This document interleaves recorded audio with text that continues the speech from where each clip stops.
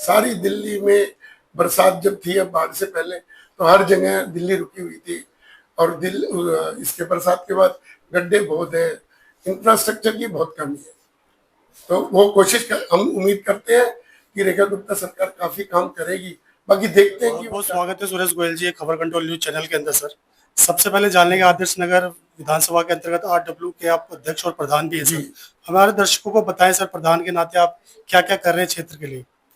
जो भी कंप्लेंट आती है related to MCD, related to Jal Board, related to NDPL, वो कोशिश करता हूँ कि रोज की रोज हल हो जाए। जैसे अगर आप मेरा एरिया विजिट करेंगे तो हर एक लाइट जलती मिलेगी। जो भी खराब होती है उसको नेक्स्ट डे क्लियर करा दिया जाता है। कोशिश करते हैं सफाइया और जो सीवर है जल बोर्ड के वो सब करेंगे। लेकिन अभी क्या है कि थोड़े दिनों से सुनवाइयाँ नहीं हो पा रही हैं, तो कोशिश कर रहे हैं कि विधायक जी के माध्यम से हम उनको कराने की कोशिश करें, हल करने की कोशिश करें। तो आरडब्ल्यू के नाते सर किन किन समस्याओं का सामना करना पड़ता है फंड ना होने के कारण। सर, रोड पार्क्स, कहीं भी पैसा नहीं आ पा रहा है। ये सामने पार्क से हमारे, आप बाहर निकलोगे तो मैं आपको दिखाऊंगा कि कोई भी फंड नहीं, सारी दीवार टूटी पड़ी है पार्कों की, मेन एंट्री टूटी पड़ी है। ये पार्क जरूर है लेकिन ग्रीनरी है नहीं। तो वो प्रयास कर रहे हैं कि भी हम एमसीडी में जाते, जैसे एमसीडी के पास से कि कुछ फंड मिल जाए, तो काउंसलर साहब मदद करने की कोशिश तो कर रहे हैं, लेकिन उनकी भी लिमिटेशंस है। तो हमारा ये मानना है कि थोड़ा सा ध्यान हमारे इधर आदर्श नगर एक्सटेंशन में पार्कों में दे दिया जाए। सर, क्या क्या खामियां देखने को मिल रही है फिलहाल अभी आपके आरडब्ल्यू के अंदर। सर, आरडब्ल्यू में तो कोई खामियां नहीं है। आरडब्ल्यू तो कोशिश करती है, जैसे कि दिल्ली सरकार कहती है कि फंड देगी आरडब्ल्यू को। सर, आज तक किसी भी पार्टी ने कोई भी फंड नहीं दिया है और हमें आगे उम्मीद भी नहीं है। हम तो ये कहते हैं कि हमें फंड दो ना दो, आप जिनको भी फंड देते हैं कम से कम आरडब्ल्यू के रिकमेंडेशन पे वो काम ही कर दो। बिल्कुल सर, जान लेंगे त्योहारों के दिनों में सुरक्षा व्यवस्था की बात की जाए तो किस तरह से सुरक्षा व्यवस्था होती है क्षेत्र में। सर, हमें तो जैसे थोड़ा त्योहारों पे तो ये पुलिस फोर्स एंगेज होती है, बट हमारे यहाँ छोटी छोटी कॉलोनियाँ हैं, इधर ऐसे कोई इशू होते नहीं है। सिक्योरिटी पॉइंट ऑफ व्यू से ज्यादातर चीजें त्योहारों पे ठीक रहती हैं, बट इन जनरल थोड़ी सी सुधार की जरूरत है। पेट्रोलिंग हो जाए और थोड़ा बहुत कुछ हो जाए। सर, काफी लंबे समय के बाद भारतीय जनता पार्टी दिल्ली में स्थापित हुई है सर। जी, आने वाले समय में क्या लगता है, रेखा गुप्ता जी से और कितनी उम्मीदें रखते हैं आप लोग। उम्मीदें तो बहुत है, क्योंकि दिल्ली में इंफ्रास्ट्रक्चर जो है ना फेल है।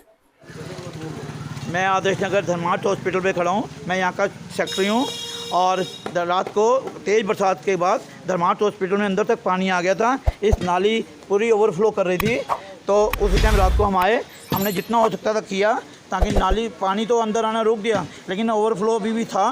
तो इसके लिए हमने सैनिटेशन डिपार्टमेंट के से रिक्वेस्ट करी। आरडब्ल्यू के प्रधान सुरेश गोयल बल्ला जी के माध्यम से उन्होंने हमारे संज्ञान लिया और सैनिटेशन डिपार्टमेंट को फ़ोन करके अभी बुला लिया है। उनके कर्मचारी और इनके इंस्पेक्टर भी यहाँ आए हुए हैं। ये देखिए, प्रधान जी भी खड़े हैं।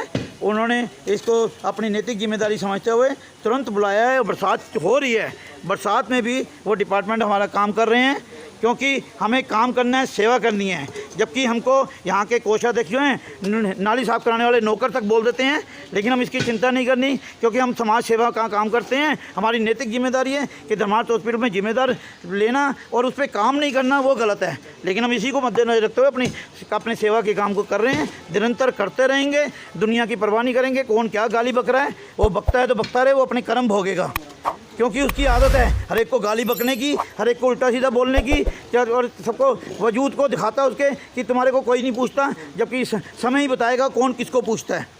ये आप देख सकते हैं, सैनिटेशन डिपार्टमेंट काम कर रहा है और यहाँ का कोषाध्यक्ष काम में अड़चन डालता है, हमेशा काम नहीं करने देता और रोकता है और अपना डिक्टेटरशिप दिखाता है यहाँ पे। वो गलत है और इसकी हम निंदा करते हैं। काम होना चाहिए, समाज का काम होना चाहिए। हम काम करेंगे और सेवा करते रहेंगे। सरकार काफी काम की उम्मीद करते हैं, अब वो कितना कर पाते हैं। अभी मैं आज तक न्यूज चैनल सुन रहा था, तो उसमें एक बात कह रहे थे कि ये जो बाढ़ आई हुई है यमुना में, कि इसमें जो है ना हमने डीसिल्ट किया है, यमुना की तरफ से कोई दिक्कत नहीं है। और वो कह रहे थे कि जी सरकार के द्वार ही पानी आ गया, जहाँ गुप्ता जी का उधर ऑफिस है उधर तक पानी मार कर रहा है। तो जो डीसिल्टिंग कराई थी, जो कुछ कराया था वो कुछ, और सारी दिल्ली में बरसात जब थी अब बाढ़ से पहले, तो हर जगह दिल्ली रुकी हुई थी। और इसके बरसात के बाद गड्ढे बहुत है, इंफ्रास्ट्रक्चर की बहुत कमी है। तो वो हम उम्मीद करते हैं कि रेखा गुप्ता सरकार काफी काम करेगी, बाकी देखते हैं कि वो क्या करते हैं। इस थोड़ी थोड़ी बरसात दिल्ली के अंदर हुई है, छोटे छोटे तालाब देखने को मिले मुझे पूरी दिल्ली के अंदर। वहीं आदर्श नगर की बात कर ली जाए तो आदर्श नगर में भी कुछ ऐसा देखने को। सर बिल्कुल, आदर्श नगर की मेन रोड जो है उससे राजन बाबू रोड बोलते हैं, उसमें हमेशा पानी भरता है। उधर दूसरे एरिया का पानी आता है मंडी की तरफ से, और बारिश रुकने के बावजूद भी 2-2, 3-3 घंटे पानी भरा रहता है। हमारा आदर्श नगर का इंफ्रास्ट्रक्चर बिल्कुल खराब है, और उम्मीद करते हैं कि बीजेपी सरकार आई है कि कुछ शायद अच्छा करे। वही सुमन शर्मा जी के विषय में कुछ कहना चाहोगे सर आप? नहीं वो सर, वो मैं एक्चुअली आदर्श नगर एक्सटेंशन का हूँ, और मेरे वार्ड में सुमन शर्मा जी का लगता नहीं है। मेरे एरिया में मेरे यहाँ 15 और 16 वार्ड लगता है। एक के निगम पार्षद हैं नेहा अग्रवाल जी, और एक के मुकेश गोयल जी। और मैं जब उनके पास जाता हूँ, जो भी मैं रिक्वेस्ट करता हूँ वो मेरे ज्यादातर काम कर रहे हैं। कुछ और हमारे दर्शकों को साझा करना चाहेंगे सर आप? जी मैं रिक्वेस्ट करना चाहूँगा सरकार से, एडमिनिस्ट्रेशन से, कि थोड़ा सा ध्यान हमारे आदर्श नगर एक्सटेंशन की तरफ दे दिया जाए। RW उनको पूरा कोऑपरेट करेगी और थोड़ी सी व्यवस्थाएं ठीक हो जाए MLA साहब की तरफ से। धन्यवाद। Thank you sir.